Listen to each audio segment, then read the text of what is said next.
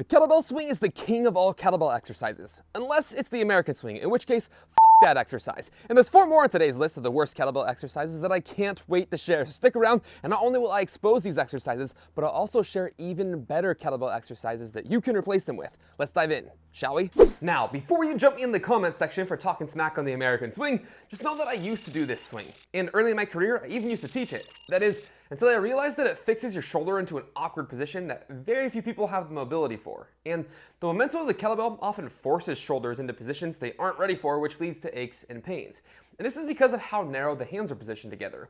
You'll notice that as your hands get closer together, your range of motion overhead decreases, but as you widen them, it increases. So rather than doing an American swing, I would suggest the kettlebell snatch instead, which still provides the same benefits for muscles of the posterior chain, like your glutes and hamstrings, while allowing your shoulder to more easily rotate in the socket thanks to your hand positioning being more directly over the shoulder, rather than overhead, thus making it more accessible for the shoulder mobility of the average kettlebell user. And circling back to glute and hamstring engagement in the swing, this next kettlebell exercise is overrated as for developing these muscles. I'm referring to the kettlebell hip thrust. Now, the hip thrust in and of itself is fantastic for gluteal gains, particularly for those who struggle with the mind-muscle connection with that particular muscle. However, there's a problem when using a kettlebell with this exercise. Even those who are relatively weak with this exercise commonly need triple-digit weight to make it challenging enough to reap any real benefit. And most kettlebells, A, aren't that heavy, which makes this exercise extremely suboptimal, and B, if they are that heavy, they have such a wide base they're a real crotch crusher. So gluteal gains are a high priority. Try a deficit step back lunge with a farmer grip, which will allow you to load your glutes with significantly more weight. Just make sure to slightly lean forward at the torso to position the shoulder over mid-thigh to better load your glutes in a lengthened position, which will greatly benefit your buttocks. And before you know it, you'll be able to get your TikTok famous by cramming your leggings up your ass like the rest of today's influencers. Wonder how I do on OnlyFans. Anyway, let's talk core work, because in all honesty, this is the genre where the vast majority of overrated kettlebell exercises lives. And this next exercise is extremely overrated for training the obliques. And for those of you who have been following along for a while now, you probably guessed it, the Russian twist. The obliques respond extremely well to high velocity exercises. They allow you to produce maximal rotational power, or exercises that help you resist rotation or lateral flexion or heavy load.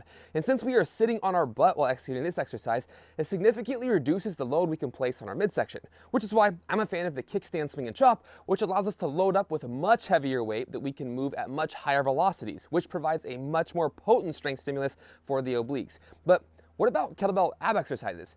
They're definitely popular, and one that recently caught my attention was this standing diagonal crunch, which is about as useless as a shit-flavored lollipop. You see, the problem with this exercise is that people claim it targets the abs and the obliques to do this crunching motion, but the problem is that gravity is assisting your upper body downward, and while your leg may have to resist gravity to lift it up, this hits your hip flexors more than your abs, which is why I would replace this with a hollow body pullover, which makes your abs work way harder, as they have to resist gravity applied to the kettlebell and your extended legs in order to keep the back from arching, which is much more targeted for the rectus abdominis, aka that six-pack muscle. But there is one exercise that is more overrated than the rest, and it frequently goes viral in the kettlebell space for its claims for producing a shredded core.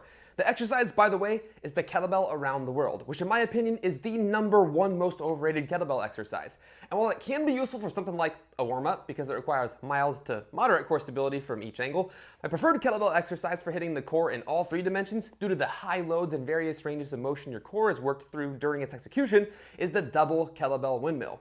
Due to the rotation, side bending, and resisting of arch in the lower back, this exercise is a great way to strengthen the core in all 3 planes, especially with the increased load on your core musculature from the weight in your bottom hand. And while you now have 5 replacements for the worst kettlebell core exercises, unfortunately, these exercises don't exactly show you how to increase lean muscle mass with the kettlebell to build a leaner physique. So if you do want to know how to increase lean muscle mass with the kettlebell, check out this video here, and I'll see you on the next one.